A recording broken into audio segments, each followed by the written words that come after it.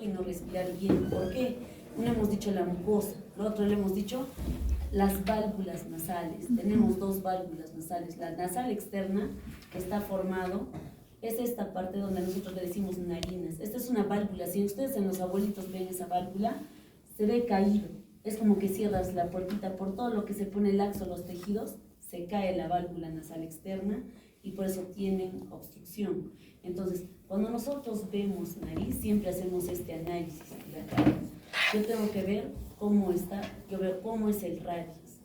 Para que yo tenga una relación, por ejemplo, en estética, cuando vemos esta relación entre los puntos 1, 2, 3, este tip, supratip, todos estos ángulos, cuando se da de esta forma, más o menos es algo estético, pero nosotros, con las variaciones anatómicas, crecimiento del tabique, traumas que tengamos, a veces se hace prominente esta zona, por ejemplo, ¿no? Entonces vamos a ver cada componente.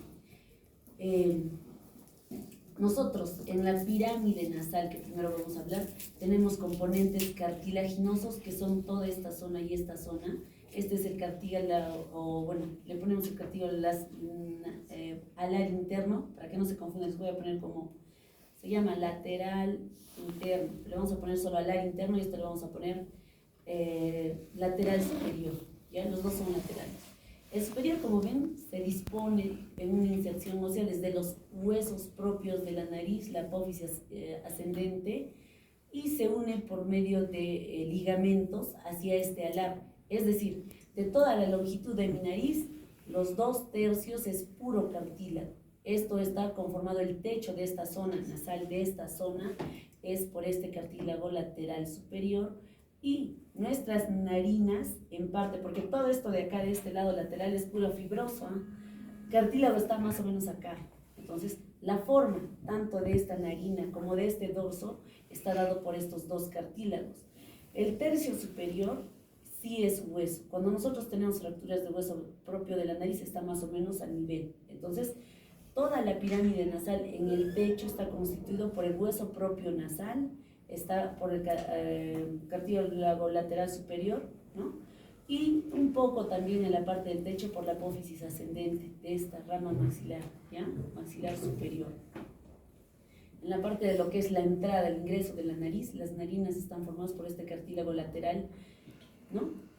Que, como ven, tiene dos cruras, crura externa y crura interna, y las dos forman un domito. ¿Qué le da la formita a nuestra punta, en nuestra nariz? Este domo. Que cuando por alguna razón, les he dicho, por laxitud, por un trauma que haya tenido, se puede caer y eso me va a cerrar la válvula. Si yo levanto esto, voy a tener más ingreso de aire. Si yo lo bajo, esto va a haber menos. Esto sensa. Cuando tienen colapsos valvulares postraumáticos en los que a la vista el paciente hace esto, se colapsa. Se colapsa esto, es un colapso de válvula nasal externa. También no respira bien el paciente, ¿ya? Y esto para que entiendan, válvula nasal externa y lateral inferior. El lateral superior me da esta válvula nasal. Esta es la externa, la más anterior. La interna es lo que forma el cartílago. Este techito que estamos viendo, cuando va descendiendo, el cartílago forma un ángulo con el tabique. Esa es la válvula nasal interna. Cuando eso está muy cerrado, menos de 15 grados, vamos a tener insuficiencia valvular. Es como que no respira también el paciente. Por eso es que les digo, cuando se pone, digamos, al píncula, la cosita esta, este expansor, lo pega acá con un imán. Acá pone como un esparadrapo, algo de pegamento, lo pega con un imán y lo jala para acá. Y al otro lado también, como para que se abra la válvula y vamos a tener un mejor ingreso de aire, ¿ya? Entonces, este ángulo que se forma entre el cartílago, el septum es este, y este cartílago lateral superior, o le llamamos triangular también, ese ángulo es lo que forma la válvula nasal interna, ¿ya? Entonces, está formado, son dos cartílagos largos que hemos dicho se insertan acá y acá, en lo que es hueso propio de la nariz y apófisis ascendente. Ese me da el techo, la parte cartilaginosa del techo nasal. En lo que es músculos, nosotros, ¿no es cierto?, cuando fruncimos o cuando nos molestamos, se nota bien porque esto se abre, es porque tenemos dilatadores de la nariz, tenemos elevadores del ala también. Cuando nosotros nos reímos, por ejemplo, la sonrisa gingival, es porque hay un ligamento que está yendo de acá de la base hacia los labios y va a levantar más, y hay ligamentos también que vienen de esta zona y hacen hacia donde está el orbicular de los labios y también lo va a levantar, le va a ayudar a levantar. En cutáneo tenemos vibrisas. Esta zona, nosotros a veces para operar así, lo depilamos a veces, pero tú puedes depilarlo con normal tu bisturí o podrías depilar, algunos lo jalan, lo agarran los pelitos y lo jalan, lo agarran y lo jalan. Entonces el riesgo es que a veces te pueden hacer igual infección de toda esta zona. Es justo el área 1, cuando veamos las áreas de Kotle, en el área 1 están todas las vibrisas que nos sirven de protección del polvo, nos sirven para, digamos, mantener también cierta humedad y calentamiento. Y algunos me dicen, doctora, tengo miedo, yo me depilo porque me incomoda, yo me depilo eso. Tengo miedo, ¿me va a pasar algo? Bueno, si no sufre de dermatitis alérgica y no hay problema, no pasa nada. Pero hay personas que sí, se depilan ahí las vibrisas, sí les va a molestar, porque a veces son muy alérgicos y eso nos protege del polvo, del viento, contaminantes, nos hace también cierta resistencia. Entonces, ese es componente cutáneo. Ahora vamos al tabique. Entonces, a veces ustedes se confunden y me dicen, o bien el paciente, doctora, mi tabique está chueco. Y se refieren, ellos piensan que el tabique es esto, que está acá encima, esto del dorso, no. El tabique sabemos que está en la parte interna. Esto es el tabique, esto es una parte del dorso nasal. Este es el dorso nasal que hemos dicho tiene componente óseo, componente cartilaginoso. El tabique, si yo hago la división, es como un triangulito y la división nomás es el tabique. Y el tabique, como ven, tiene igual, es toda esta plancha que les he dicho que tiene más o menos 7 a 9 centímetros hasta acá, hasta el fondo, casi hasta llegar hasta esta zona del seno esfenoidal. Todo esto es el tabique. Entonces, como ven, tiene un componente cartilaginoso que luego a mí me sirve para reconstruir. Cuando hay pacientes, justo veíamos casos donde puede por alguna razón haber infección o después de un hematoma septal, se cae este dorso, digamos acá. Como se muere el tabique, hemos dicho con un hematoma septal, se puede reabsorber esto y se cae. Y hay los que tienen nariz en silla de montar. Entonces, en esos pacientes se perdió esta zona. Yo necesito para mantener una forma nasal que haya una L, nosotros llamamos L cefalocaudal. O sea, yo le puedo sacar toda esta zona del tabique. Se ve mi flecha, ¿no es cierto? ¿Se ve? Sí. Ya. Le puedo sacar toda esta zona del tabique del paciente. Le puedo sacar todo esto incluso el hueso. Pero tengo que mantener los marcos como una ventana. La forma me dan los marcos. Si yo no le dejo el marco, esto se va a caer. Aquí también, si yo quiero hacer un recorte de la nariz, o sea, quiero que esté más acortada, más parada, este marco no lo respeto, me voy más para atrás y lo voy a parar más, la voy a hacer más así elevado la nariz. Entonces, nosotros tenemos que hacer que se respete ese marco. ¿Cómo hacemos? Conociendo.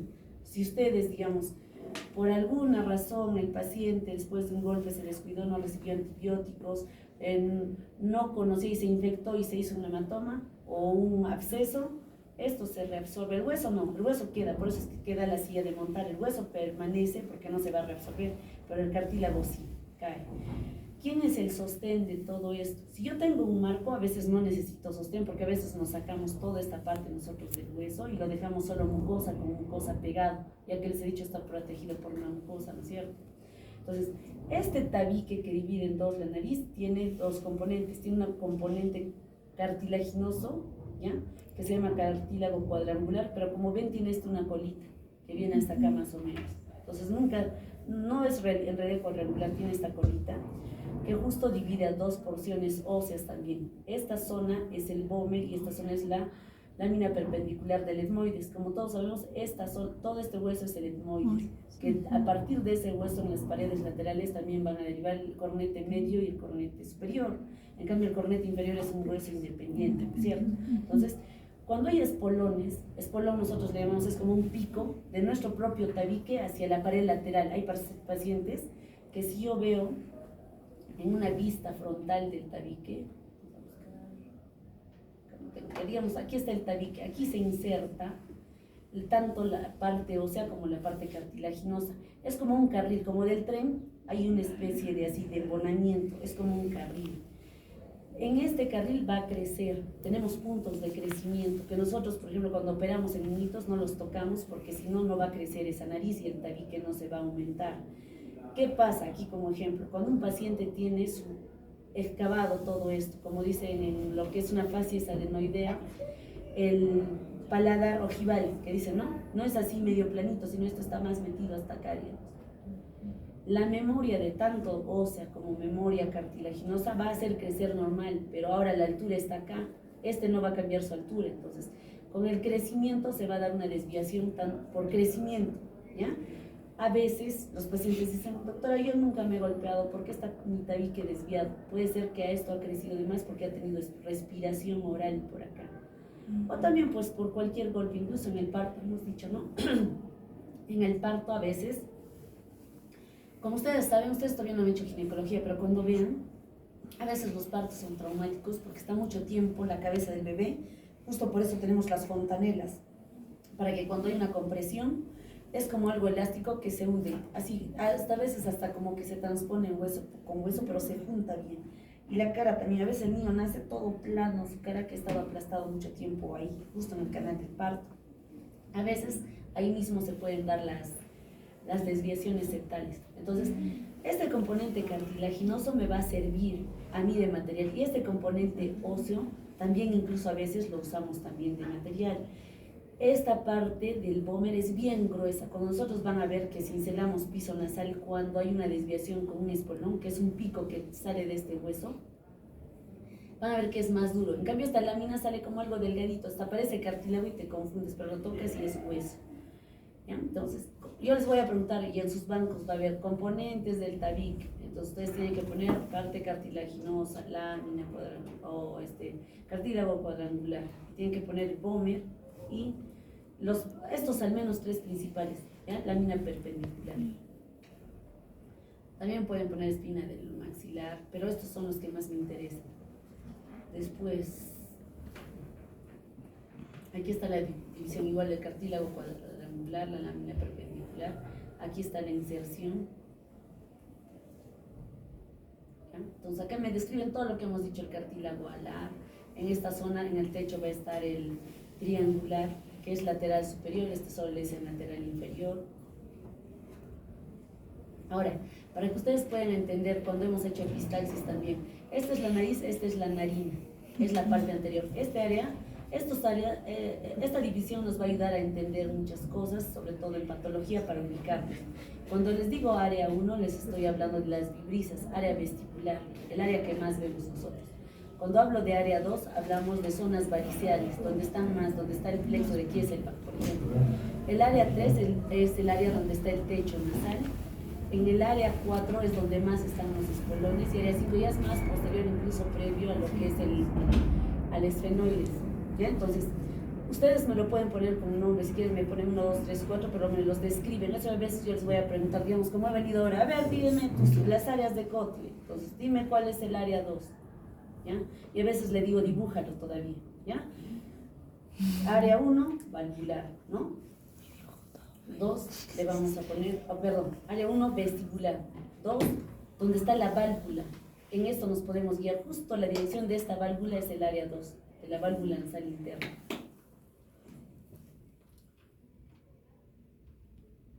¿Ya? Atical, ático es como el techo. Área 3, atical.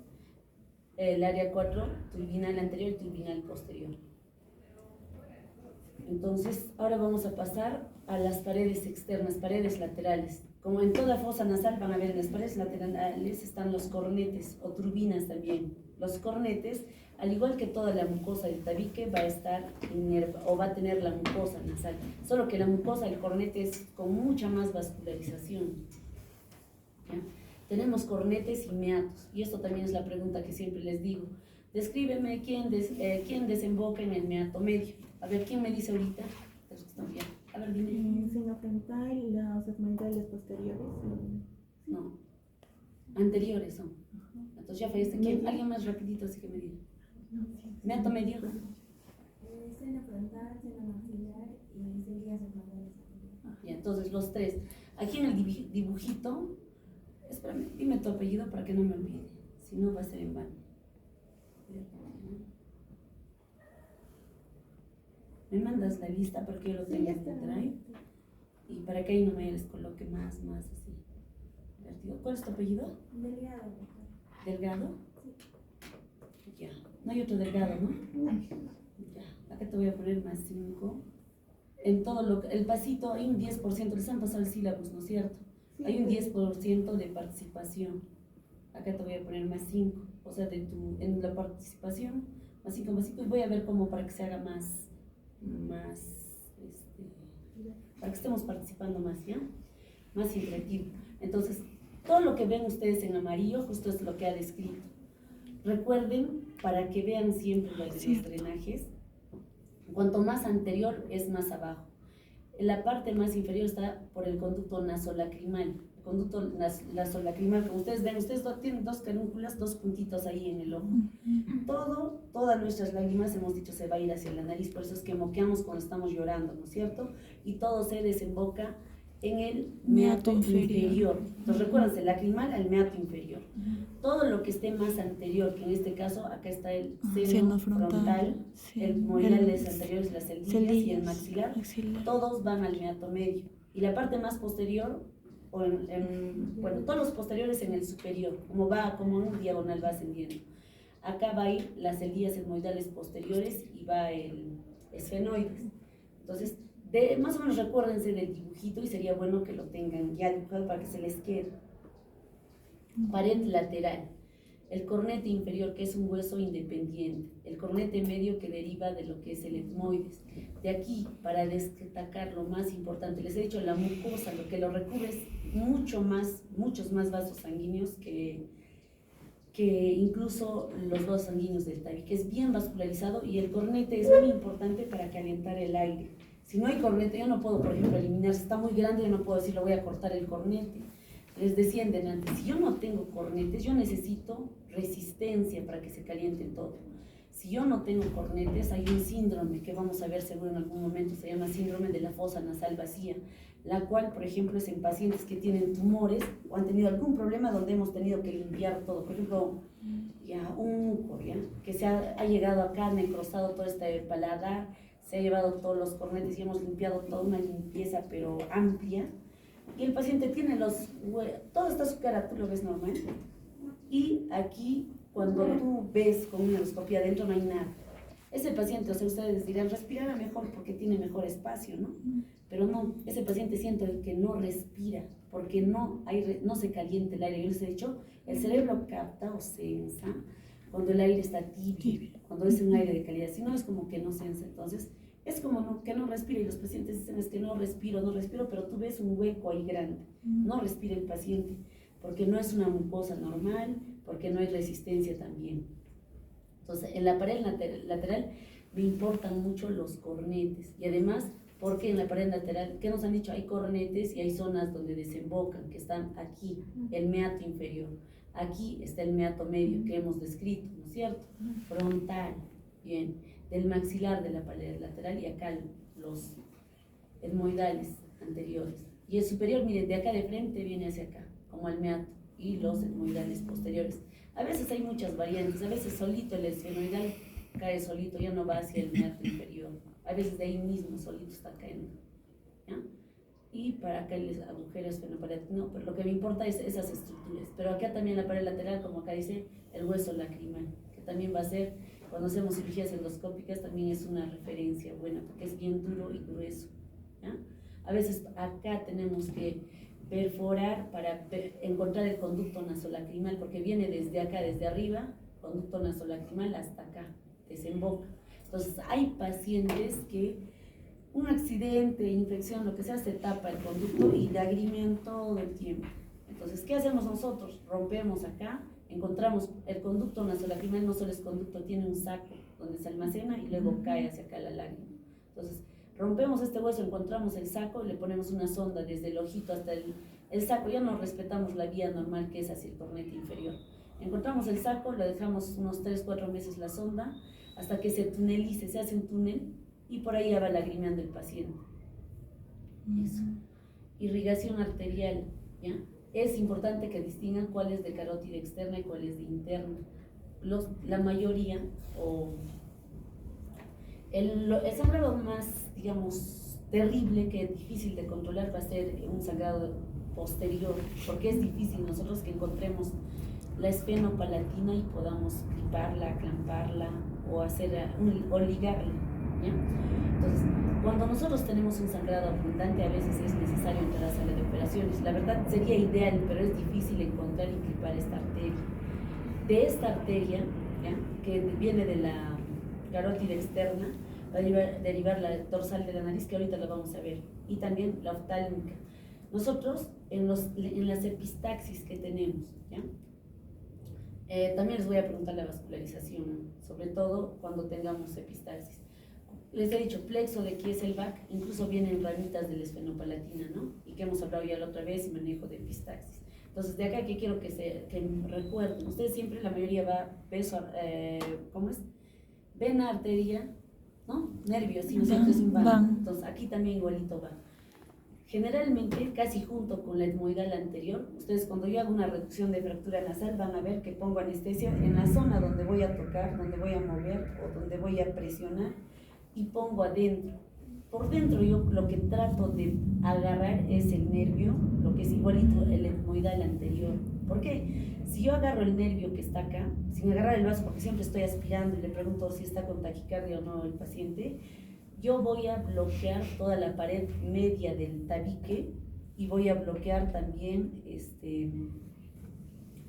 la pared lateral nasal, y el paciente van a ver una pinza, le pongo y generalmente no le debe doler, a menos, o si es que le he bloqueado bien, ¿no? Si no le he bloqueado bien, sí le va a doler. Entonces, pasa que toda esta zona, el territorio de las epistaxis anteriores a veces no solo son del plexo de Kieselbach, a veces vienen acá arriba también del etmoidal anterior. Entonces, si no lo he controlado con un tapón o no lo he podido controlar con una cauterización simple, a veces tengo que entrar con un endoscopio y buscar para cauterizar. Son de los más difíciles, entrar a la sala de operaciones. Igual, a veces ya hice taponamiento posterior, pero el paciente sigue sangrando. Entonces, debo entrar a sala. Solo la sonda que les he enseñado a poner solo contiene, mientras yo voy a esperar para programarlo, yo no sé, en media hora o algo, para que no esté sangrando, pero entro y tengo que buscar acá la esfenopalatina, que está saliendo casi por la pared lateral más o menos posterior a lo que es el cornete. Del drenaje venoso es importante, porque mucho del drenaje venoso, y ustedes por eso le dicen el triángulo de la muerte, se va a ir hasta el sistema nervioso y puede causar, por eso dicen, ¿no es cierto?, el triángulo de la muerte, tengo un granito en esta zona, ten cuidado, puede pasar algo, porque el drenaje se va hacia parte interna, ¿ya?, hacia sistema nervioso, y eso, el problema puede ser que puedes llevar de acá. Sí, la verdad es que es difícil. Si es inmunodeprimido, yo creo que podría pasar, pero incluso los abscesos no nos complicamos con esto, a menos que sea inmunodeprimido, diabético, ¿no? Entonces, el retorno venoso, todo este plexo venoso de acá maxilar, ¿ya?, y todas las etmoidales, sobre todo las de acá, las etmoidales profundas, van hasta el sistema nervioso central, va el drenaje. También es importante lo que es el drenaje linfático. Nosotros, aparte que no les he mencionado eso, el tejido linfático que tenemos a nivel de toda nuestra cara y nariz, principalmente en niños, es por nuestras amígdalas. Tenemos amígdalas, también lo van a exponer, que es el anillo de Waldeyer. Todas esas amígdalas, o sea, aparte que tenemos esa defensa en amígdalas ya, que es tejido linfático, también tenemos venas acá ganglionares. Por eso es que los pacientes van a venir, tengo acá un ganglio retroauricular, ¿qué será? Entonces, generalmente, la mayoría de crecimiento ganglionar en esta zona preauricular, o puede ser submaxilar o retroauricular, va a ser por infección en toda esta zona. Generalmente son reactivos, pero a veces puede ser que no también, que se trate de algo neoplásico. En zona, hablando de todo de ganglios, en esta zona generalmente predominan los linfomas. Para mí, digamos, si yo encuentro un tumor a nivel de fosas nasales, lo más común puede ser un carcinoma epidermoide o un linfoma, por todo su drenaje linfático, porque van a ver que es mucho.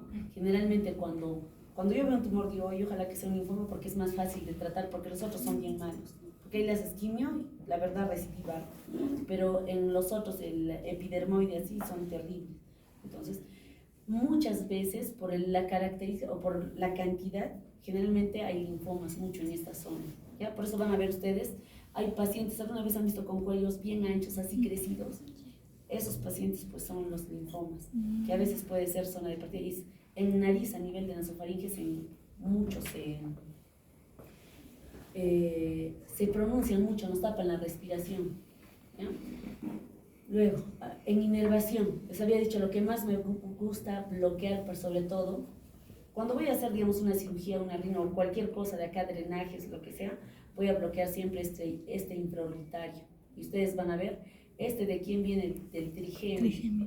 Es importante que también ustedes vean que los dolores, hay dolores paroxísticos que vienen, que es un dolor punzante que dura segundos, que puede repetirse. En el día está bien el paciente y luego viene una cosa que molesta terrible, un dolor, digamos, de 10, un 8 de 10 terrible, y de ahí se desaparece.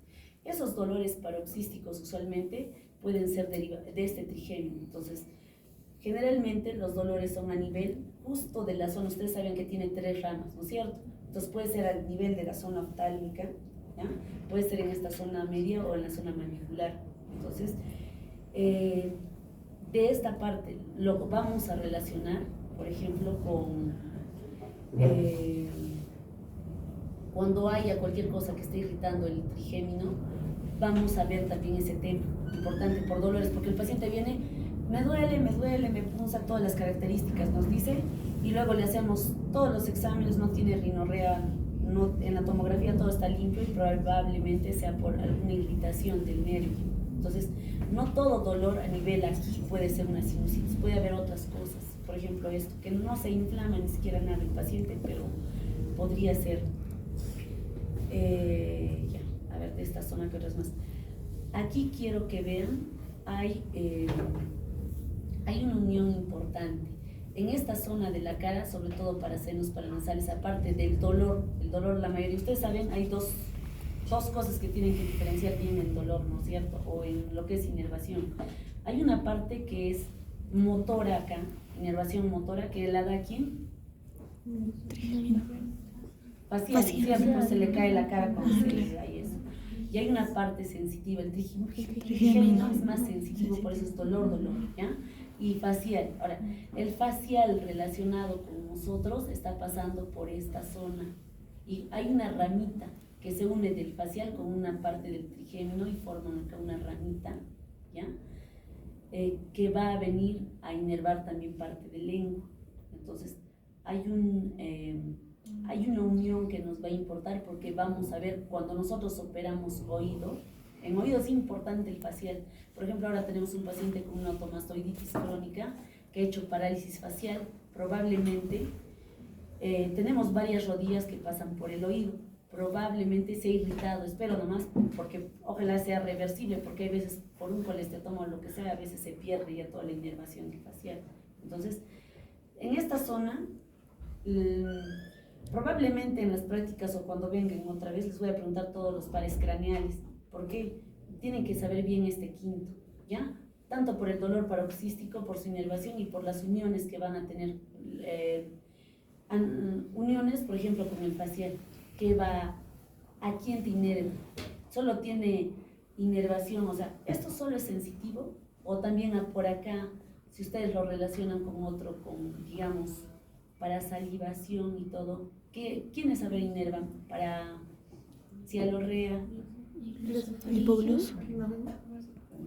por eso quiero que todos los pares craneales les voy a preguntar, o sea, porque igual acá me va a ayudar para que ustedes comprendan otras patologías que vamos a ver también, ¿ya?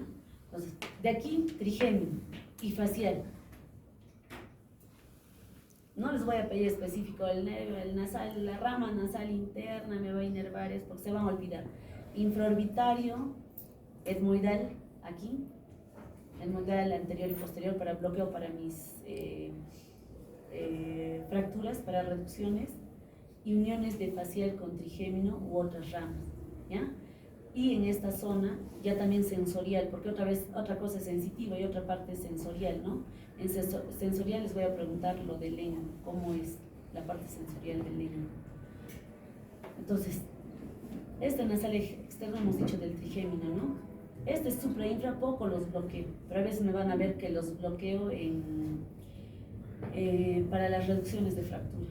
Y el etmoidal me importa mucho, ¿ya? Infraorbitario ya van a ver cuando hacemos rino, porque van a ver Una rinoplastia no es una cirugía solo estética. Como están viendo, finalmente si voy a bajar dorso, si voy a corregir válvulas nasales, porque eso se hace en rinoplastías, es funcional, porque voy a corregir válvulas nasales y eso me sirve para respirar en el paciente. ¿Ya? Entonces, este ganglio pterigopalatino me va a dar ya también toda la inervación hacia la parte interna. Lo que hemos visto antes era la parte externa, ¿no? Toda la parte interna, como ven, se va hacia todo lo que es el cornete. ¿Ya? Mucho va a depender de eso también en nuestros pacientes que son muy hiperreactivos. A veces decimos, este paciente ya es demasiado hiperreactivo, incluso alguna vez han planteado bloqueo de esta zona. ¿Ya? Es muy difícil, pero alguna vez han planteado esto. Ahora vamos a ver en fisiología de lo que es el drenaje. Aquí me está mostrando en este dibujito, solo está drenaje de todo lo que es anterior. Aquí están celdillas etmoidales anteriores, del frontal se ve en este corte así, y los maxilares. Estos senos paranasales antes tenían muchas teorías de los senos paranasales. Decían que drenaban moco desde el cerebro, o sea, decían que había conexiones. O sea, antiguamente, ¿no? Como antes probaban la orina y decían que ahí tal, tiene diabetes porque está dulce, todo eso, igual tenían estas teorías, ¿no? Gracias a estos, a todo lo que tenemos de antecedentes, porque van a ver, en los libros que más nos guiamos son los libros antiguos, porque es como que más antisecado. Nosotros ahora ya más que todo con reconstrucción estamos, pero lo que más datos nos da los libros antiguos. Entonces, recién, miren, en 1519 recién se ha visto que son cavidades funcionales, porque antes incluso no se le daba, era como que no funcionaban, o que no nos daban, digamos, ningún beneficio. Tanto en nariz y en senos paranasales, lo que les he dicho que es más importante es la mucosa sinusal. ¿Cómo está constituida? Tanto la mucosa de los senos paranasales, ¿ya?, como la mucosa de la propia nariz, de los cornetes todos, nos van a ayudar gracias a que tienen, hemos dicho, vasos sanguíneos y glándulas seromucosas. Nos van a ayudar a proteger, nos van a ayudar a que haya una adecuada calentamiento, hemos dicho, depuración de todo lo que sea el aire contaminado, ¿no? Gracias a, vamos a ver ahorita, justo quiero llegar a esta parte.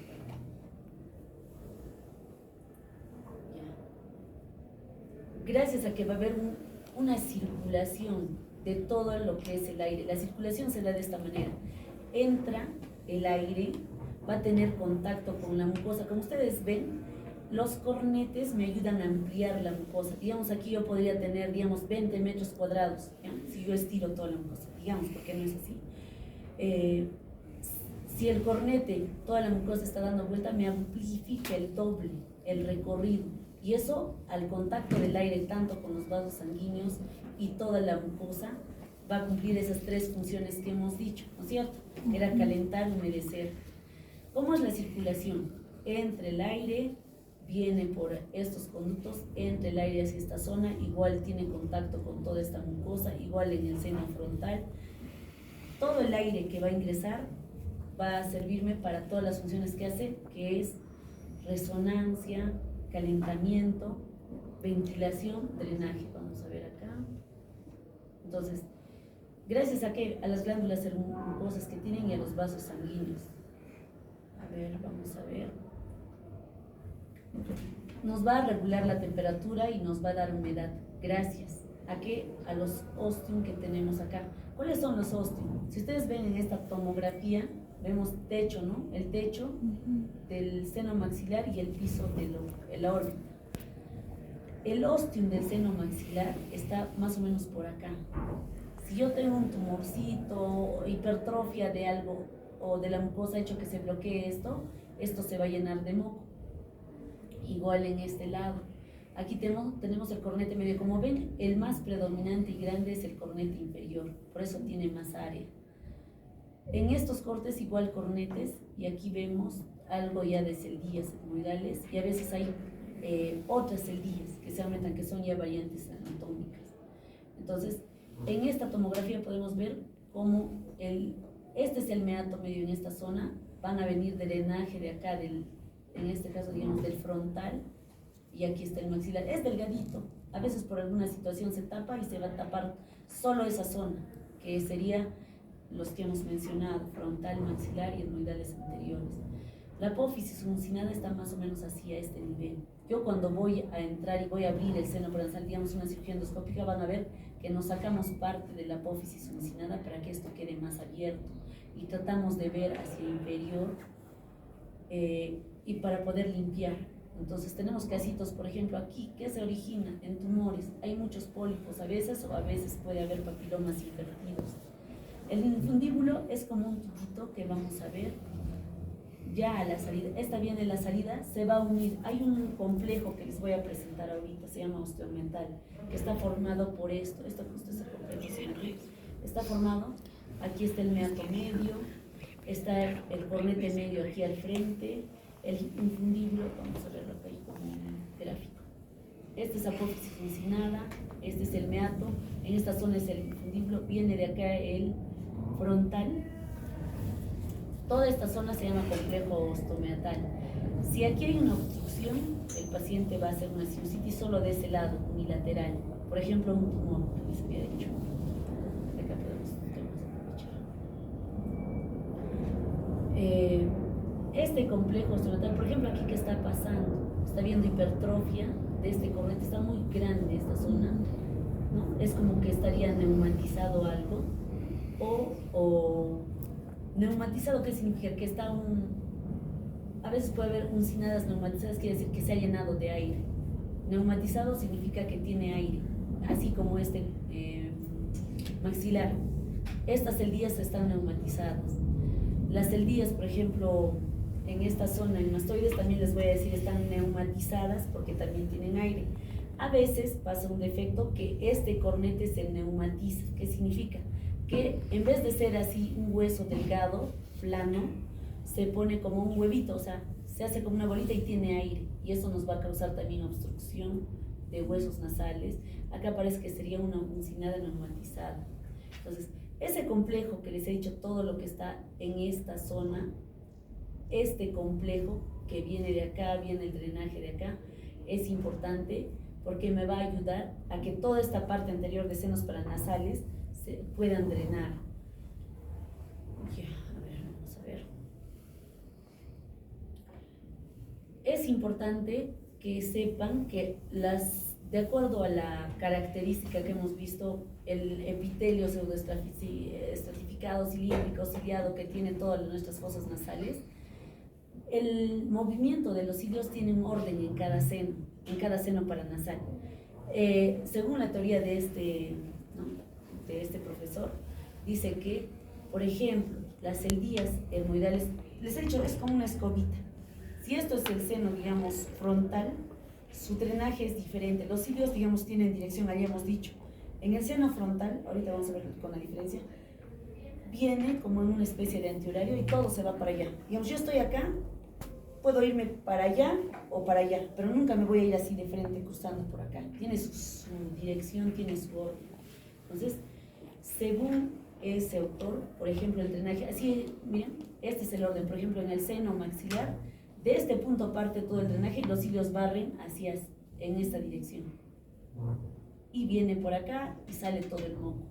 Es un orden. Ahora, antes, ¿qué hacían? Lo veían esto lleno, sentían que esto estaba lleno, una sinusitis, y antes hacían un huequito acá, en la cara, en el hueso, en el maxilar, en la cara anterior, y por ahí lo lavaban y lo drenaban, y lo tapaban, decían, listo, ya está limpio todo, y solucionado. Volvía el paciente a los 2-3 meses, otra vez se había llenado. ¿Por qué? Porque el ostium natural del seno sigue tapado. No importa que hagas acá, aunque sea que lo dejes esto para abajo, igual se acumula el moco porque tiene que ir en una dirección adecuada. Tiene que respetarse este orden. Igual para el seno, para toda la nariz, es este drenaje. Todo tiene un orden. No es que por el hecho que yo tenga acá o haga un orificio acá o en la parte del medio va a salir por acá. Antes drenaban por acá, la sinusitis. Pero luego otra vez volvían, y es que ahí dijeron, no, es que acá hay un orden, todo va a salir hacia este lado porque los cilios barren hacia este lado, no van a empezar a barrer acá, hacia esta zona, solo por el que está el huequito ahí. Entonces, todo tiene un orden, ¿ya? las vías de transporte mucociliar siempre van a tener una dirección. Ya, por ejemplo, en el frontal se va a dar de esta forma. Viene por esta zona y hemos dicho igual va a llegar al meato medio. Aquí está el cornete medio, ¿no? Siempre es esta dirección. Por más que tú hagas acá un orificio, porque antes también entraban, le hacían por la frente un orificio y drenaban, lavaban, decían ya, completo, cerramos, a los 3 meses otra vez todo lleno, porque no tienes que hacer solo el drenaje, tienes que drenar por el orificio natural. Igual en etmoidales. Entonces acá todas las flechitas nos dicen el drenaje natural que deben seguir. Y todo el drenaje, como ven, no se viene acá adelante, se va hacia atrás. Por eso es que yo les digo, tenemos una capacidad inmensa de producir moco, hasta 5 litros de moco, pero no nos damos cuenta porque el moco se pasa para acá, se pasa adelgazado, ralo, como agua. Y no nos damos cuenta, así como no nos damos cuenta de tanta saliva que producimos y al día estamos deglutiendo. Pero cuando esto por A o B, esto se tape, se va a espesar el moco tanto en el frontal, en el esfenoidal o en los maxilares etmoidales. El moco se tapó, se espesó y sí va a caer moco todavía, pero es un moco espeso que el paciente lo siente y hasta que se lo traga pasa eso, y eso es una sinusitis. Y les he dicho y otra vez les repito, la sinusitis no es un diagnóstico así que les estoy mostrando con tomografía. Aquí estamos viendo las imágenes con mucho moco, porque aquí estamos viendo, ¿no es cierto? El seno debería tener aire, todo debería ser aire, pero acá vemos lleno de moco, incluso acá parece que serían pólipos nasales. Entonces, esto que tiene, ¿por qué no se ha drenado? Porque está tapado aquí el ósteo. Aquí de repente sí está drenando porque aparentemente sí está, ¿no? Sí está permeable. Entonces, esta acumulación, que es sinusitis en general lo llamamos, solo es obstrucción nasal. ¿Qué síntoma tiene el paciente? Obstrucción nasal y rinorrea posterior. Esta es la oncina y miren cómo hay drenaje adecuado hacia acá. Acá, por ejemplo, está tapado y por eso es que el paciente no está drenando adecuadamente y hay variantes, y hay tabicaciones acá adentro. Y este cornete está bien. El cornete medio, como ven, se está insertando en el techo nasal y a veces en la pared lateral. Pared lateral me faltó mencionarles. La pared lateral, esto todavía es el días etmoidales, no separa la pared lateral con el ojo. Aquí está el ojo. La separación de la nariz con el ojo es la lámina papilácea, que les decía igual otra vez. Se fractura esta lámina y cada vez que te suenes puede entrar aire hacia acá, se infla el ojito. Ya. Vemos un cornete hipertrófico. A veces está tan hinchado, por ejemplo, en la rinitis que me puede tapar el óseo. Esta es la axilita del cornete. Aquí está el tabique. Aquí está la apófisis uncinada, toda esta zona hasta acá. A veces esto puede hipertrofiarse tanto en una rinitis o una infección que tapa el ostium, y si se tapa el ostium ya sabemos quiénes se van a tapar. Si él es el derecho, el meato medio, se va a tapar todo el lado derecho. Entonces, las causas de obstrucción de ese meato, miren aquí por ejemplo podemos ver un espoloncito. Este es el espolón que les decía. El hueso se ha hecho prominente hacia este lado y me está comprimiendo acá el cornete inferior. Y al ser comprimido a veces el paciente le da dolores de cabeza intensos. Y a veces ya está tranquilo, no le duele la cabeza. Otra vez se inflama el cornete y está como que alguien lo estaría presionando todo el rato, es terrible, les duele la cabeza a los pacientes. Entonces, ¿qué causas hacen que se me obstruye ese complejo osteomatal, esa parte media? Una rinitis infecciosa, la rinitis alérgica o vasomotora. Cualquier tipo de inflamación nasal, todo lo que me inflame la mucosa puede obstruirme este complejo. No porque haya una masa, sino porque la misma mucosa está recubriendo toda esta zona y la mucosa hipertrófica puede hacer que esto que es tan delgado se obstruya. ¿Bien? Otras causas mecánicas como esta desviación septal. La desviación puede ser tal que se va contra el complejo osteomatal, presiona incluso el cornete, el complejo osteomatal. La hipertrofia de cornetes, esta hipertrofia del cornete. Luego, a ver, otras causas. Tumores, todo lo que crezca en esa zona. Cuerpos extraños también, porque a veces viene el paciente por sinusitis y luego entramos a sala todo y resulta que era un cuerpo extraño. Otras sistémicas, los pacientes, en antes justo a las niñas que están rotando, les dije, estas enfermedades, por ejemplo, en la fibrosis quística, la mayoría son problemas con el movimiento ciliar. Si no se mueve el cilio, si no se está moviendo el cilio, si no está viendo ese mecanismo de barrido que hemos dicho, se va a quedar acá acumulado. Y el mismo moco que tenemos se va a acumular y nos va a obstruir todo el camino. Y también el paciente hace sinusitis. Por eso los pacientes que hacen fibrosis quística, tienen discinesias ciliares, esos pacientes suelen hacer. Ahora, los que tienen inmunodeficiencia también, porque a veces como es zona húmeda, a veces se les mete acá hongos. Van a ver que hay una sinusitis que le llamamos bola fúngica, que es hongo, aquí se llena todo y se ve una calcificación ahí dentro. En esa sinusitis también, porque toda la inflamación hace que como que los pelitos se peguen y no va a hacer que no va a transportarse adecuadamente todo el moco. Ya, entonces, cuando nosotros, para que el aire entre, hay estas fases. Como ven, es como por tiempos todavía. Primero, cuando entra la inspiración, cuando hay la inspiración, vamos a verlo en un ejemplo. Aquí hay cambio de presiones. Cuando entra el aire en nuestra nariz, ese hecho tiene que haber choque y resistencias. Cuando hay un choque en esta zona, por ejemplo, el aire se va a distribuir. Vamos a verlo en esta mucosita que es más fácil. A pesar que está la mucosita enferma, en esta imagen. Digamos, entra y choque en esta zona. El choque de esta zona va a mandar el aire por esta zona, por esta zona. Es como un juego. Y va a hacer que entre por acá, se va a distribuir por todas las paredes. Va a hacer que el aire entre, va a generar turbulencia. Hay una prueba que nosotros le llamamos rinomanometría, para ver cómo está el flujo de aire. Y a veces antes decían, cuando operamos un tabique sería bueno hacerle antes y hacerle después para ver cómo está el resultado, ¿no? No es usual que no lo usamos, tampoco lo uso yo, no es muy usual que lo usen, pero me sirve para ver cómo está yendo esta corriente de aire y cómo se está distribuyendo. Porque de nada me va a servir, como les dije, un espacio grande si no hay estas turbulencias que me mandan el aire a ciertas zonas donde hay más calor. Hay zonas también en la nariz donde hay más calor. Entonces, en el primer tiempo, en la inspiración, nosotros, cuando hacemos esto, cuando nosotros estamos inspirando, está entrando aire hacia la nariz, a la fosa nasal, pero de los senos paranasales está saliendo el aire. Es como que creas presión negativa en la nariz y sale aire de los senos paranasales.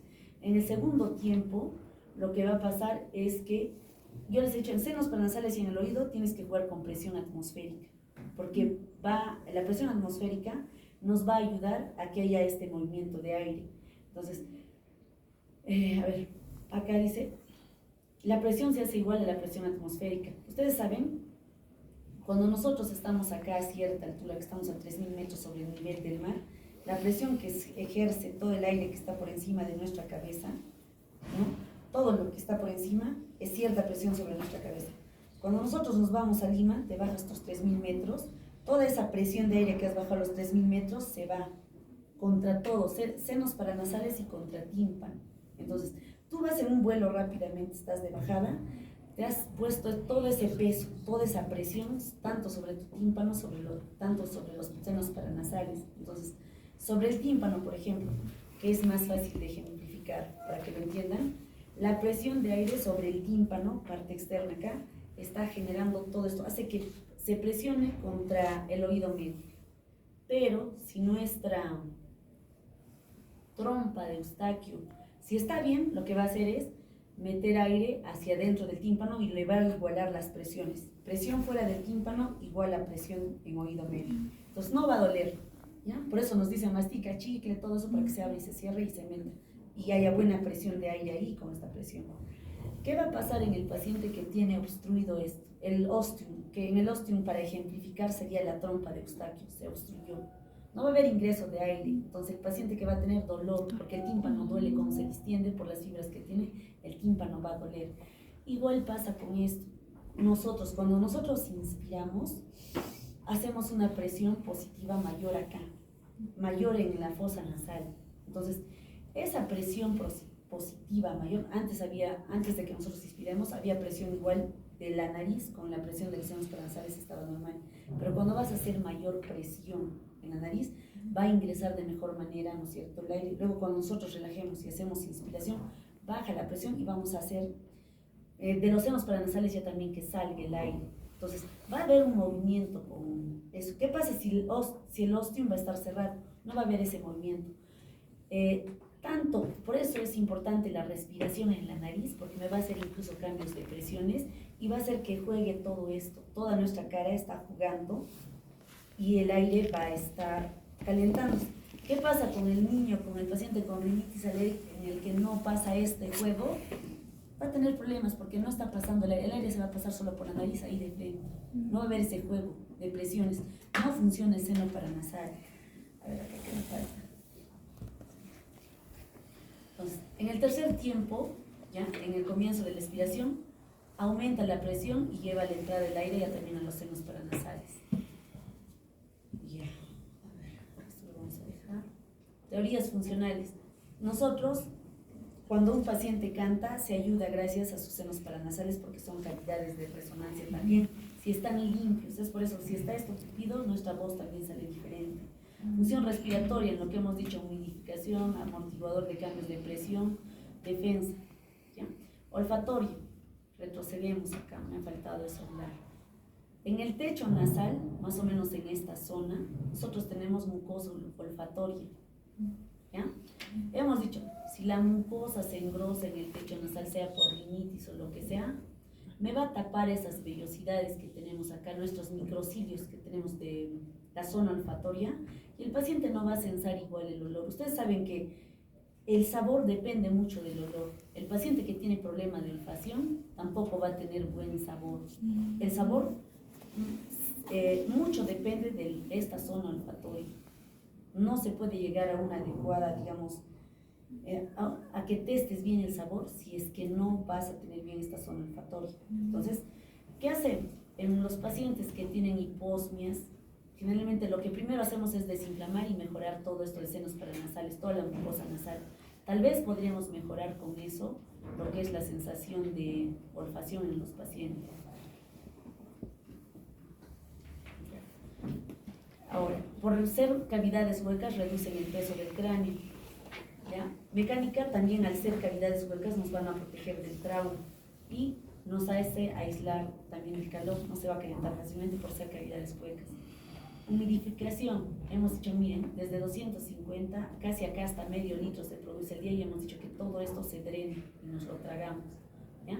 Y al hacer eso también nos protege. ¿Por qué? Al moco todo lo que se le pegue aquí va a ser, probablemente nosotros tenemos aquí, como hemos dicho, todos los ganglios linfáticos, toda nuestra defensa presenta así esos ganglios linfáticos, todos los contaminantes que nosotros tengamos acá. Entonces, el moco no solo hace barrido, solo hace limpieza, es como lavarse todos los días la nariz. El moco también va a ser defensa porque la mucosa se adosan todos los contaminantes que podamos tener, junto con el moco van a avanzar y les he dicho que los tragamos y se van hacia el estómago y ahí se mueren con el ácido gástrico, ¿no es cierto? Por eso también de defensa. Lo tragamos y se muere ahí todo. Entonces, ¿qué tenemos que tener en todo paciente? Hablando de fisiología, siempre tiene que haber un osteo impermeable. Si no hay osteo impermeable, va a generarse una sinusitis, ¿no? La mucosa nasal tiene que estar indemne, tiene que estar desinflamada, ¿ya? Y todo lo que sea en la mucosa, también tenemos glándulas secretoras, también tiene que estar todo adecuado. Y estos dos se alteran con inflamación en rinitis alérgica o en sinusitis. Solo integridad de la mucosa del aparato ciliar en la disinesia ciliar, por ejemplo, ¿no es cierto? Y la permeabilidad del osteo en tumores, en traumas, en desviaciones septales. Entonces, todas esas cosas van a alterar y nos pueden producir sinusitis, obstrucción nasal. Ya. Entonces, un adecuado funcionamiento me va a ayudar en el niño a un adecuado crecimiento de su cara. Vamos a ver que la cara más o menos crece incluso hasta los 19 años. También la mucosa o una adecuada respiración también me va a ayudar a que se limpie bien la mucosa. Es resonador.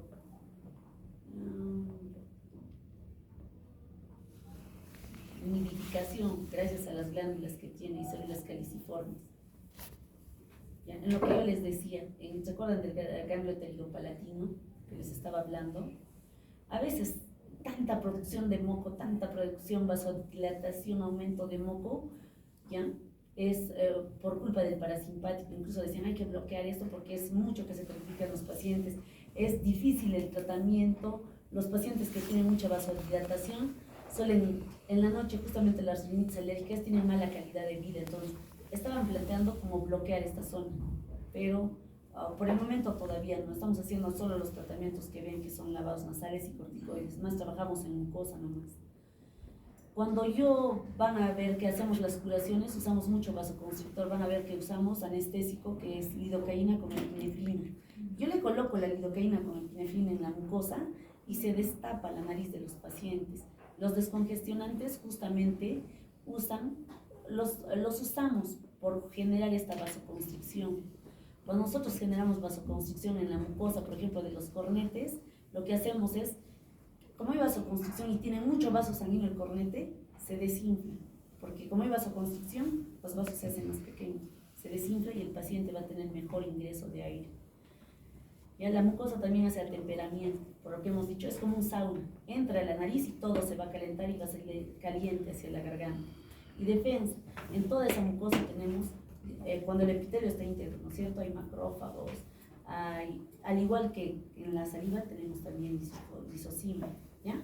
Y la flora bacteriana, nosotros decimos, la nariz es lo más contaminado, por eso a veces nos dicen, estamos tocando cosas, la nariz es muy contaminada. Si ustedes le ponen una gasa 3 días, a los 3 días, 4 días ya está oliendo como si estaría podrido, porque es bien contaminada, tenemos mucha flora que protege.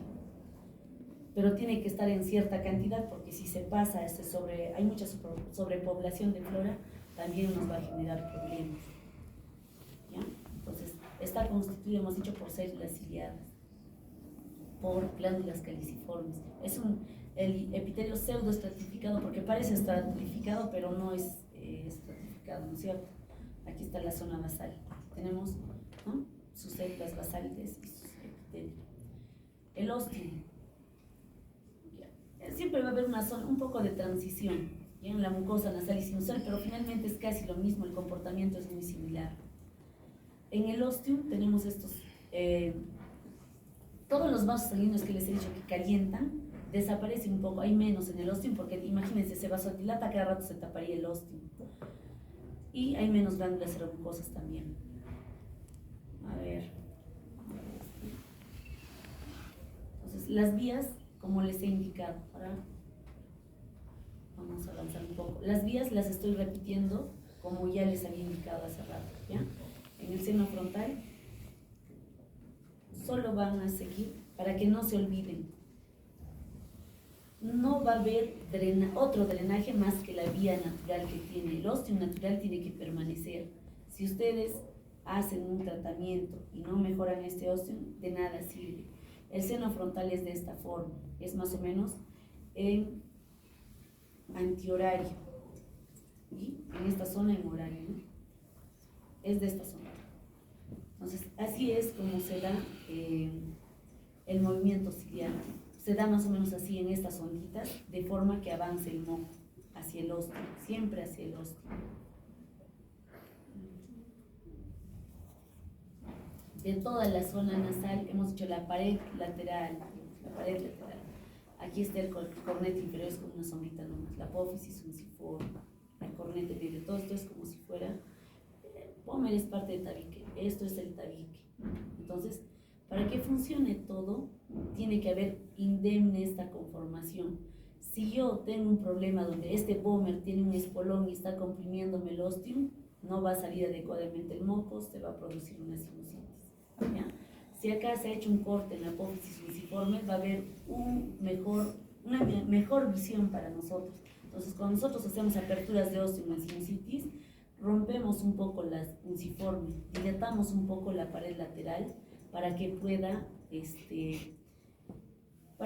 mejor ventilarse lo que es el seno maxilar, ¿ya?, que estaría más o menos en esta zona. Este es el cornete inferior, otra vez es un hueso independiente. La apófisis funciforme viene del etmoides, al igual que el cornete medio y el cornete superior. Todo esto es un solo hueso, por eso está ejemplificado en un solo color. Este es un hueso aparte. Entonces aquí está el lunciforme y a veces esto lo bajamos un poco para que tenga mejor espacio. Cuando nos van a ver haciendo las endoscópicas, cirugías endoscópicas, van a ver que este hueso lo bajamos siempre. Y a veces este hueso que está aquí insertado, no lo tocamos mucho, tratamos de no tocarlos, porque hay veces es tan delgada esta inserción que nosotros un poquito movemos y este se puede abrir. Puedes hacer una fístula en esta zona, ¿ya? Y tiene a veces una inserción en esta zona también, en la lámina papilácea. Entonces, ¿cómo es la función de los... a nivel de los osteos también hay igual mecanismos de autolimpieza, por ejemplo, ¿ya? Y a nivel del osteo también se va a calentar mucho más el aire. Es como una zona donde, digamos, en este cuarto yo tengo ventilación y se calienta todo, pero en ese rinconcito de allá hay mayor concentración, es donde más se va a calentar el aire. Entonces, el direccionamiento del ingreso del aire más o menos son esas zonas y más es en el ingreso del osteo. Ya, entonces estas causas ya las hemos visto. Les voy a pasar, esto las repasan, porque hemos dicho puede ser obstructivo, infeccioso, todo eso, ¿ya? De actividad ciliar, esto también me lo leen. Ahora quiero ir a esto de tomografía. Hemos repasado todos los drenajes, toda la parte anterior al osteo medio, toda la parte posterior, hemos dicho al superior. Inferior, lacrimal, ¿cierto? Para ver una tomografía, porque con ustedes todos vamos a ver sí o sí tomografías. Entonces, vamos a tener los cortes, ¿cierto? El principal va a ser este, en el que toman todas las tomografías, es en los axiales. El coronal ya generalmente es reconstructivo, ¿ya? Y sagittales también son reconstructivos. Entonces, estos son características en las que podían tomar, porque ahora hay mejores tomógrafos, incluso los cortes son en menos de 2 milímetros. 2 milímetros significa que de acá de mi cabeza, cada 2 milímetros está viendo un corte, y todos los cortes como una radiografía, otra, todo lo reconstruyen. Los cortes generalmente se dan así, pero la reconstrucción me puede mostrar un cráneo así o me puede mostrar de manera sagital también, ¿ya? Del desarrollo, esto también es pregunta del examen, ¿ya? El maxilar se va a desarrollar desde los 2 meses hasta los 12 años. El etmoidal desde los 3 meses. O sea, imagínense, desde lo que estamos en desarrollo, ¿ya? Embrionario todavía ya se está, hasta los 12 años. Esfenoidal, hasta los 15 años y hasta los 20 años. Esto es ya, ¿por qué les digo? Este paciente va a crecer, su carita va a crecer hasta los 20 años, todavía sigue en desarrollo. Y si yo veo una desviación septal a un niño de 10 años, si es muy fuerte, probablemente le voy a decir que se opere. O cuando tiene, no respira por la nariz porque tiene una hipertrofia adenoidea, también necesito que desbloquee porque necesito que siga desarrollando su cara. Si no hay un ingreso de aire adecuado, no se va a desarrollar. Entonces, el epitelio pseudoestratificado, cilíndrico, ciliado, con células caliciformes, ¿no? Nos da esa adecuada limpieza. El seno frontal, vamos a ver de frente la tomografía y los ejemplos, ¿ya? Esto es todo lo que hemos repetido y repetido. Para que no se olviden, aquí está nuestro etmoides, aquí está la lámina perpendicular que nos forma parte del tabique, ¿no? Hemos dicho el cornete superior, cornete medio, derivan de este hueso etmoides, es un hueso central. Recuérdense de su apófisis cristagalla, ¿no es cierto? Sí. Y las paredes laterales, sus láminas papiráceas, que son, y aquí también están las celdías etmoidales, anteriores, posteriores, por eso, porque es el hueso etmoides, ¿ya? Este hueso es importante para toda mi nariz, como bien compone tanto pared lateral como pared medial, ¿no? Y en esta parte, si es parte posterior es pobre, si es parte anterior es cartílago en esta zona inferior. Y el cornete inferior es un cornete independiente. Entonces, aquí nos da característica de cada seno. El seno maxilar, tanto de altura, ¿no? Casi 2 centímetros de altura, casi 3 o hasta 3 centímetros de altura por 2 centímetros de ancho. Y pues puedes tener hasta 1.5 ml de capacidad en este seno. Incluso yo veo que es más, porque a veces lavamos el seno maxilar, incluso es más la capacidad. Entonces, en lo que ustedes ven en la tomografía, ¿qué tienes que ver? Otra vez acá el lunciforme, aquí está tu seno, tienes que ver cómo está el piso, cómo están los cornetes, si hay desviación septal o no, en dónde está insertado el cornete medio, ¿ya? Cómo están los complejos. Hay cortes que te pueden mostrar cómo está este complejo osteomeatal. Entonces, Esto es respecto al seno maxilar y cómo es su distribución y drenaje, ¿no? Hemos dicho en esta forma, como una forma de estrellita. Entonces, ¿cómo va creciendo el seno? De este amarillo va creciendo poco a poco. Si acá no hay ventilación, no va a llegar a su tamaño grande. Es por eso que algunos pacientes que ustedes les ven, van a ver cuando no se desarrolla bien este tercio, esto es hundido. Van a ver su cara hundida a este lado. Él ha visto sus labios son medios con labios grandes, así. Y esto es todo hundido. No se ha desarrollado bien porque no ha crecido bien el seno, no se ha neumatizado bien. No hay un buen desarrollo del tercio medio en pacientes que no respiran bien.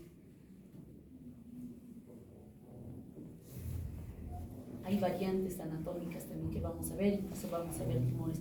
Pero lo que quiero que se memoricen es, ustedes ven una tomografía, quiero que me vean cómo está el seno maxilar. Si está viendo secreción, hay sinusitis, hay una bolita de moco, que llamamos quistes. ¿Cómo está el drenaje? Este drenaje, a ver qué más. Lo que hemos hablado de toda esta zona del infundíbulo.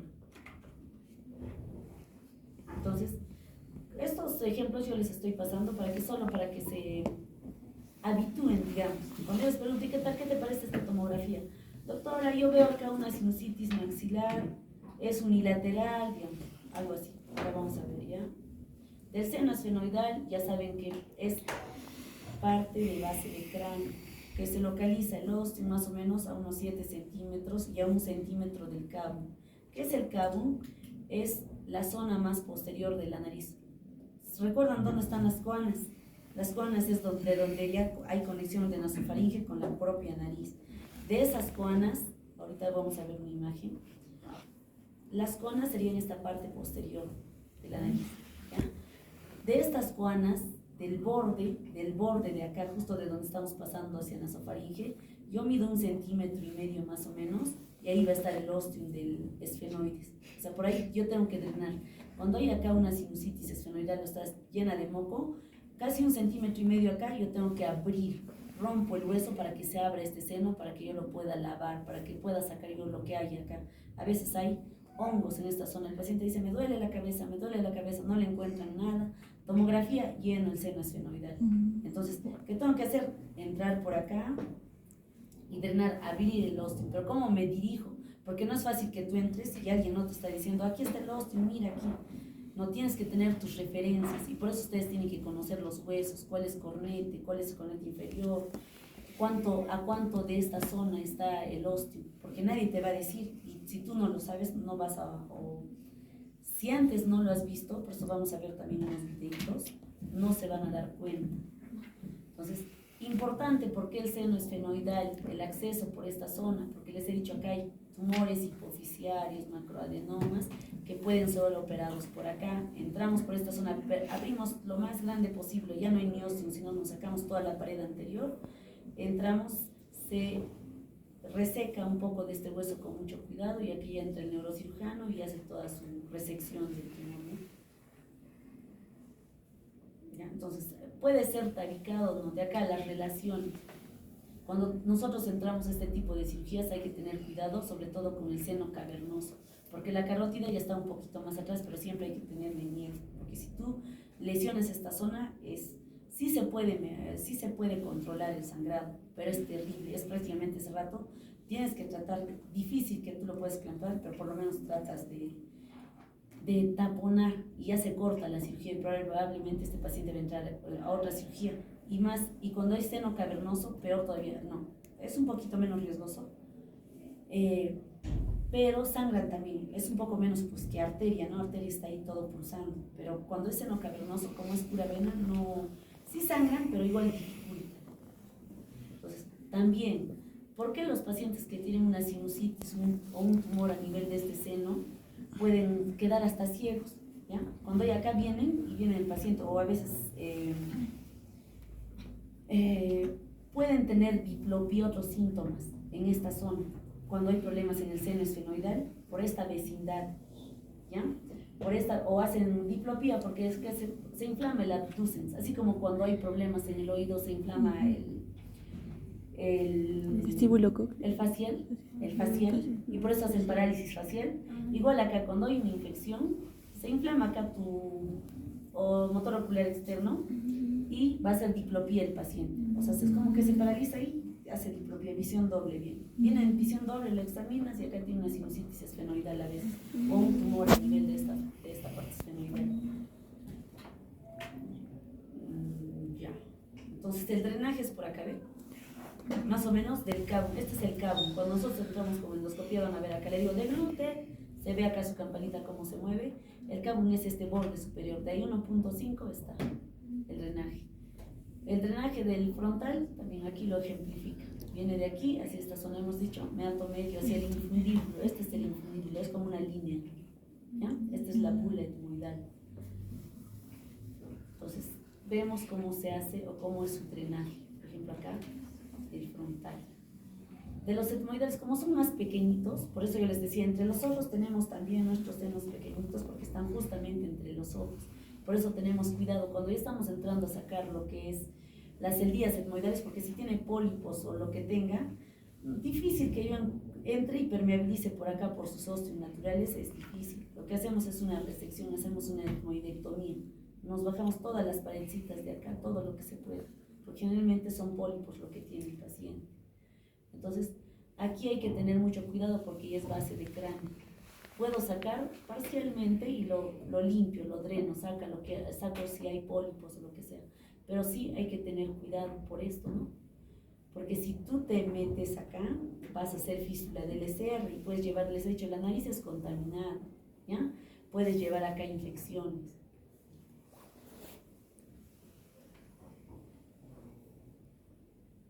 Entonces, tanto el hiato semilunar, porque acá te diferencias, el IAS lo ponen anterior, medias y posterior. Esto para ustedes solo les voy a poner para el meato medio. No quiero que lo, o sea, no les voy a pedir que lo diferencien, simplemente me dicen meato medio, ni siquiera les voy a pedir complejos osteomiotales, solo meato medio, todos los senos que hemos dicho, para que no se complique. ¿Ya? Entonces, aquí está nuestro hueso, ¿no? Etmoidal. Tenemos acá la lámina cribriforme. Ustedes saben que por ahí pasa parte del nervio olfatorio, que es el par craneal número. Es el primero, ¿no es cierto? Entonces por ahí pasa. Que hemos dicho, por esta lámina pasan fibras, están en el techo nasal. Si se edematiza, si hay un tumor o por un trauma que fracture esto, podemos perder la olfacción. Mucho relacionado pérdida de olfacción con infecciones virales. Un simple resfrío te puede dejar 5 o 6 meses sin oler bien, sin tener esa capacidad de discriminación. Mira, las celdillas etmoidales están aquí. Aquí está la lámina papirácea, ¿no? Esta es la parte inferior. Aquí está el cornete. El etmoides, repásenlo bien. Forma también parte del tabique. Hemos dicho esta lámina o esta lámina perpendicular del etmoides. Aquí, ¿no? Esta hipófisis, esta galla, su lámina uniforme. Todas estas masas laterales como si fueran alas, están celdillas etmoidales anteriores, posteriores, cornete medio, cornete superior también, ¿ya? Porque el cornete inferior es aparte, ¿no es cierto? Esas masas laterales. Y aquí es esa lámina que estamos diciendo, la lámina perpendicular, y la pared lateral, la lámina, la lámina papirácea. Esto es una vista superior ya también, ¿ya? La lámina cribosa que se va a fosa media. Celdillas etmoidales anteriores siempre son más chiquitas, más pequeñas. Las celdillas etmoidales posteriores son a veces más grandes. Incluso a veces parece que se fusionarían con el esfenoides. A veces puede haber así variantes. Entonces, hay muchas otras variantes. Aquí en estas imágenes solo miren aquí, les he hecho neumatización. El tabique sea neumatizado. No deberíamos tener tabique, debería ser así. Esto probablemente es la lámina perpendicular que se ha neumatizado, o sea, se ha llenado de aire, se ha neumatizado al igual que un seno. Aquí que vemos, miren, es una desviación tan amplia que puede chocar contra el cornete cuando se hipertrofie o cuando se inflame, va a haber dolor en la cara, dolor en la cabeza. Estos espolones grandes me generan dolor. A veces lo operamos y ya no les duele la cabeza. Antes decían, tenía migraña, me dolía, y a veces lo operas, la sacas el espolón, mejora mucho el paciente. En este caso se ha neumatizado el cornete medio. Les he dicho que debería ser así, así un huesito y miren, acá se ha engordado, está neumatizado. A eso le llamamos concha bulosa. Cuando hay un cornete neumatizado, si es medio, le llamamos concha bulosa. Me hace ocupación acá, me ocupa y me va a obstruir la nariz, me obstruye la fosa nasal. Generalmente donde está neumatizado el cornete, siempre hay una desviación contralateral, para el otro lado. Mira, aquí está neumatizado, el tabique está desviado para este lado, porque este ha generado su espacio también. Entonces, es una concha bulosa izquierda, acá, ¿no? Se ve en este corte que hemos dicho, axial, y en este corte coronal.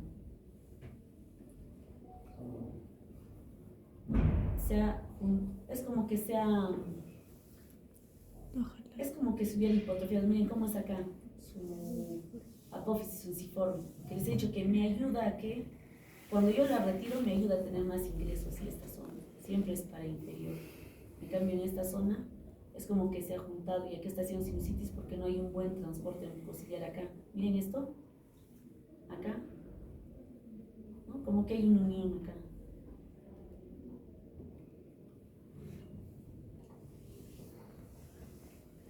Neumatización del proceso unciforme, acá ven como con airecito, está neumatizado. Variantes anatómicas donde hay divisiones a nivel del seno maxilar. Estas son otras variantes, ¿ya? Desviación septal. Más o menos aquí es el drenaje del seno maxilar. ¿Quién sería acá? Nasolacrimal, ¿no es cierto? Sí. Aquí, este se ha movido. Acá sería el drenaje, porque es meato medio, acá no tiene que haber otra celda. ¿Ya? Entonces, hay otras variantes anatómicas, donde yo debería tener acá simplemente el óseo, pero puede haber variantes anatómicas, otras celdillas más que me pueden obstruir. No les voy a preguntar variantes, yo con lo que sepan lo normal estoy tranquila, ¿ya? Entonces, hay celdillas que aparecen, que me pueden obstruir. Si se hace más grande esta celdilla de Haller, me va a obstruir más. Miren cómo está desviado el tabique y acá cómo está de hipertrofiada la mucosa. Acá tiene espacio, acá no hay espacio. Y igual su celdilla a veces hasta parece una conchita, le llamamos nosotros bula etmoidal. Esta es la bula etmoidal, que está muy grande. Acá vemos sinusitis etmoidal, ¿no es cierto?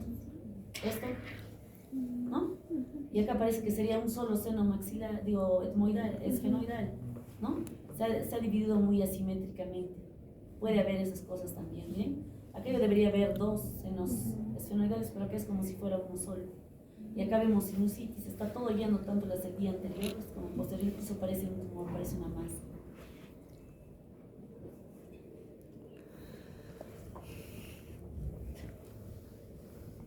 Ya, a ver, de esas variantes, solo lo que les estoy diciendo que voy a preguntar, les voy a preguntar, ¿ya? Acá está obstruido, sinusitis, ¿no? Acá, esto parece pólipos. Este es un pólipo. ¿Okay? Es como una uva, me está obstruyendo, está en el cornete, en el meato medio, más o menos en esta zona. Me está obstruyendo todo, por eso ha hecho una sinusitis. Pero acá parece que estaría haciendo una sinusitis unilateral nomás porque acá está libre, ¿no? Cuando está tapado, acá la vista se llena de moquito. Este es un quiste de retención. A diferencia de la sinusitis que se llena así todo desordenado, el quiste de retención se ve un borde bien delimitado, así. Es un moquito, es como que tiene una membranita. Aquí hay otro quiste de retención. Esta es la sinusitis fúngica o la fúngica que les había dicho. A la vista se ve ocupación y hay una calcificación por ahí. Eso es en pacientes inmunodefinidos. Un tumor, ¿no? Que ha erosionado hueso. Toda esta zona, se está metiendo hacia abajo. Un mucocele es un tumorcito que tiene enzimas, es como un quiste de retención que tiene una membranita, pero esta mucosita, la membranita, es un tumor benigno que erosiona hueso, se llama mucocele, generalmente dentro solo tiene moco, su membrana produce enzimas que comen hueso, siempre se suele meter al ojo y a veces lo vemos al paciente como con un quiste acá, salido. Entonces entramos, drenamos todo el moco, lo tratamos de marsupializar todo para que no vuelva a cerrarse. ¿Ya? El papiloma, a veces lo confundimos con pólipo porque se ve como el pólipo que les he mostrado antes, pero en este papiloma, la diferencia, esto es por infección viral, justamente lo mandamos y sale papiloma. Lo que ustedes conocen como todos los papilomas, pero esto no es producido por el mismo que te causa el CA de cuello uterino. Es otro tipo, o es otra variante, es otra familia, ¿ya? Es tumor benigno, dicen como que la mucosa se estaría invirtiendo, pues le dicen invertido, pero es muy parecido a lo que vemos igual los papilomas laringeos, es muy parecido. Lo malo que vuelve a crecer a veces el papiloma. A la vista, sinusitis unilateral, papiloma invertido. Si es bilateral, puede ser pólipos. Este tumorcito, vascularizado, es una soliofibroma. Es muy común, dice juvenil, es en jóvenes, adolescentes o edad así, adulta temprana, 20 años, 21 años, temprana de la juventud o adolescentes. Características, sangra mucho. Y este tumor es benigno, pero lo malo es que sangra mucho, el paciente se puede desangrar. ¿Ya? Esto es pura calcificación, a veces hay así osteomas, a veces el osteoma avanza tanto, se calcifica todos los huesos, obstruye. A veces operamos, pero otra vez se vuelve a crecer, esa vez no lo tocamos. Displasias fibrosas también. Este es el carcinoma que les he dicho de los más malos, se come todo. Digamos, cuando tomo una biopsia no me gustaría que sea prefiero que sea, pero más atrás, generalmente las lesiones son los linfomas. Los neuroblastomas más lo vemos, a veces yo les llego a hacer solo la biopsia, le hago el diagnóstico y se va para neurocirugía. Los linfomas, miren, pueden ser agresivos, ¿no? ¿Cómo está acá el linfoma? Seno frontal limpio, ¿no? Cortes coronales. Ustedes ya diferencian bien todos los cortes axiales, coronales, todo eso. Esto solo para que lo van a tener de material para que lo repasen. Ahora, unos 5 minutos será, porque el otro tema que vamos a ver en las emergencias es el vértigo paroxístico. Este vértigo paroxístico, el que nos faltaba,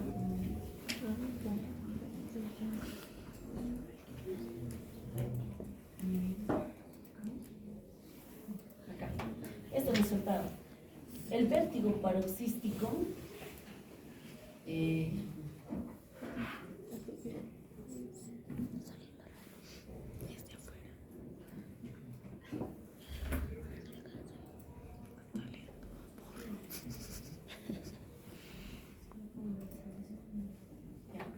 el vértigo paroxístico benigno, nosotros en la parte del oído interno hemos dicho tenemos cóclea, ¿no? Y tenemos parte vestibular, estos conductos semicirculares. Como ven, cada vez que nosotros giramos, se gira un diferente, es una mezcla de ángulos. Tenemos anteriores, tenemos lateral y tenemos posterior. Nosotros tenemos sensores en la base del conducto semicircular, son como una especie de cilios que en su parte más superior tiene como una gelatina, le llamamos nosotros. Es como una matriz gelatinosa en la cual están embebidas unos cristales que le llamamos otolitos. O sea, cada vez que yo me agacho o cada vez que giro, cualquier movimiento que yo haga, se está moviendo igual que esto. El agua, nosotros tenemos líquido, como endolinfa ahí. Giramos, el agua se está girando, es como una corriente. Y la corriente hace girar los cilios. Y estos cilios, les he dicho, en su techito es como que estos son los cilios y en su techito tienen una matriz de gelatina con una como biblioteca de otolitos. Acá tiene como una colección de otolitos. Entonces cada vez que se mueve el agua, pasa por acá la corriente, lo mueve acá, a esto, y esto hace que se muevan los cilios. Y ahí me dice las direcciones en todos los ángulos y gracias a eso damos aspas de molino, giramos, hacemos todo, tenemos buen equilibrio, ¿ya? ¿Qué pasa? A veces la matriz gelatinosa, sea por un accidente, lo que sea, que está acá, los cilios, los otolitos que son piedritas, están bien ordenaditos, digamos, un accidente donde te das un latigazo, o sea, tu cabeza, ¡pam!, un golpe ahí. ¿Qué pasa? Se salen de su sitio. ¿Y dónde se ponen a nadar? En estos conductos de agua, o sea, se ponen ahí, se salen y están acá regados. Entonces, ahora, cada vez que nos movemos ya no es una corriente simple. Como el otolito tiene peso específico, es como una piedra, cada vez que nosotros nos movemos, la piedra hace que la corriente sea más fuerte, o sea, se mueve todo más fuerte, con más velocidad. Y como yo les he dicho, hay un reflejo que es el óculo vestibular. Cuando acá hay un reflejo, nosotros cuando yo me voy a caer, por ejemplo, me tropiezo y me voy a caer, todos mis músculos de acá se van a venir para que yo me pueda sostener, como un reflejo. Y de acá también todo el sistema vestibular hace que el ojo se mueva acá, como un reflejo para que veas dónde me voy a sostener, ¿no? ¿Qué voy a hacer? Igualito, ese reflejo hace que cuando los otolitos están aumentando la velocidad, es como que harías un movimiento brusco, haces estito simple y es un movimiento pero terrible. Te echas para atrás, es un movimiento pero como si estarías dando vueltas, y el paciente por ese reflejo, porque hace nistagmus espontáneo, desencadenado por el movimiento de la cabeza, y eso se llama el vértigo. Es como cuando ustedes son niñitos y se dan todas las vueltas y se echan y ven que el cielo se mueve así, todo da vueltas. Ese es el vértigo. En el vértigo los pacientes ven, digamos, yo veo esto y esto está dando vueltas así, porque mi ojo se está moviendo. Entonces, el síntoma es vértigo y el paciente te dice, Clarito, todo se mueve y yo tengo miedo de moverme porque yo me muevo para acá, se está moviendo. Yo me echo, todo se está moviendo. Y dura segundos. El paciente se para y ya, calma. Otra vez se mueve el paciente, otra vez se molesta. Entonces, el paciente sí está funcional, el paciente ingresa caminando, normal te dice, doctora, desde hace unos 5 días, apenas me he despertado en la cama, me da vueltas, me dura segundos y me da ganas de vomitar, o a veces hasta vomitan. Entonces, en esos pacientes, esta patología que les he dicho, el desorden, esto que se cayó, es una patología benigna porque se ordena. Yo tengo que hacer que otra vez las piedras estas que están nadando ahí en los conductos que dijimos acá, necesito que vuelvan a su sitio. Entonces, ¿qué hago? Le hacemos caminito nomás, se llaman unas maniobras. Las maniobras hacen que las piedritas vengan por acá y vuelvan acá, a esta zona y se metan a la matriz gelatinosa que las atrapa y ya las ordena. Entonces, normalmente si yo no lo repongo al paciente, porque se llama reposición lo que hacemos, el paciente puede estar 3 semanas y solito se va a ordenar. ¿Cómo se va a ordenar? En la noche el paciente duerme y sin querer nuestro cerebro lo ordena todo, en verdad, todo lo compensa nuestro cerebro. Y sin querer le mueve para este lado, luego de repente un poco para acá. Es como que lo recompone todo el cerebro. En cambio, si yo ya veo y le hago el diagnóstico, porque van a ver seguro en sus prácticas, en la camilla se echa el paciente y luego empieza a dar las vueltas y tú lo recolocas, le haces diferentes ángulos, ¿ya? Uno de los ángulos es acá sentada. Yo empiezo, la posición inicial es sentada así, con mi cabeza un poco agachada, formando 30 grados. Siempre hay nuestros conductos entre ellos forman 45 grados, pero con la horizontal siempre va a formar 30 grados, entonces le hago agachar un poquito y le giro la cabeza y le echo. Cuando le echo, el paciente empieza todo a hacer su movimiento porque caen los otolitos y se mueve todo. Luego, otra vez a los otolitos los muevo para este lado. Luego les hago dar un giro, como vamos a ver probablemente. A ver acá. En lo del vértigo paroxístico benigno, lo que hago es que los otolitos vuelvan, les hago un caminito que vuelvan a esta parte, a estas ampollas. Vamos a ver si este era de otolitos. Ese es el nistagmus. Lo que primero le hacemos son en esta matriz es que se está moviendo todo. Cada vez que nos agachamos, el agua se mueve y el agua hace que se sense todo aquí en la base. Pero ¿qué pasa cuando los otolitos se han salido? Tú le echas al paciente en esta posición 45 grados del eje con su cabeza y de la camilla unos 15 grados si quieren, con su cuerpo, con su cabeza también. Entonces va a ser ese nistagmus. Ese nistagmus se llama un Dix-Hallpike positivo, ¿ya? Es una prueba. Entonces, si yo encuentro eso positivo, lo tengo que reordenar. Entonces, ¿qué movimientos hago para reordenarlos? Primero, del ángulo que yo le echo para este lado, tengo que moverle 90 grados para el otro lado. Luego le giro otra vez 45 grados, luego lo siento en posición opuesta. Eso lo van a ver en la práctica, pero tienen que tener en cuenta que este vértigo paroxístico también es una urgencia, lo cual me va a diferenciar mucho de esto, que es un síndrome de Meniere, por ejemplo. Hay vértigos episódicos, que sería este BPPV, pero pero a veces también hay un síndrome de Meniere, que no es una emergencia, porque el paciente con Meniere es igualito que el vértigo paroxístico, pero solo que le dura media hora, 1 hora, hasta 12 horas le puede durar y el paciente vomita. No entra caminando el paciente, a veces entra, lo traen sus familiares, porque dura media hora, 1 hora, está vomitando. Pero se recupera, para el día siguiente el paciente ya está bien, casi al 100%, pero el problema del síndrome de Meniere es que no es como del problema de los otolitos. El problema del Meniere es un hidroendolinfático. ¿Qué significa?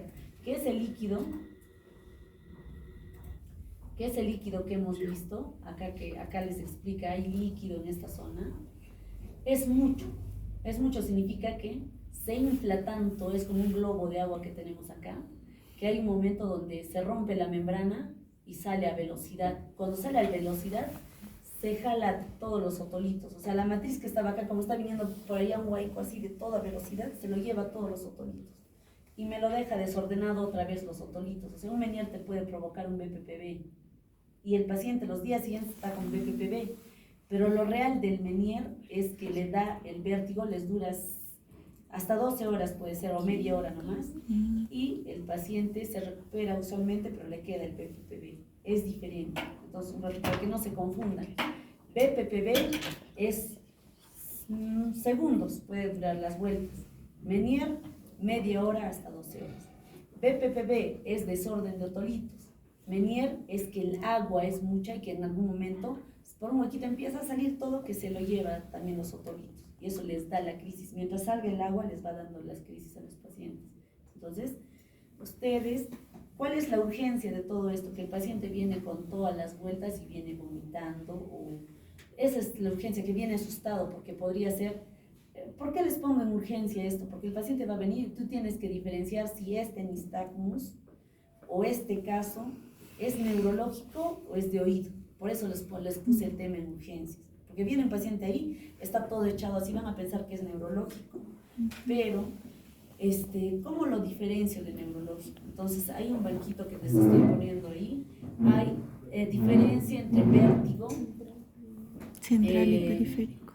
En algo neurológico hay un protocolo, se llama protocolo de Hims. En ese protocolo ustedes van a ver cómo es el nistagmus, van a ver cómo está el reflejo que les estoy hablando del vestíbulo ocular.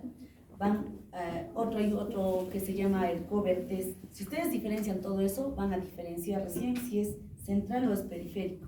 Si es periférico, generalmente el reflejo está conservado, ¿no es cierto? Ustedes saben que en todos los periféricos o se pierden, ¿no es cierto?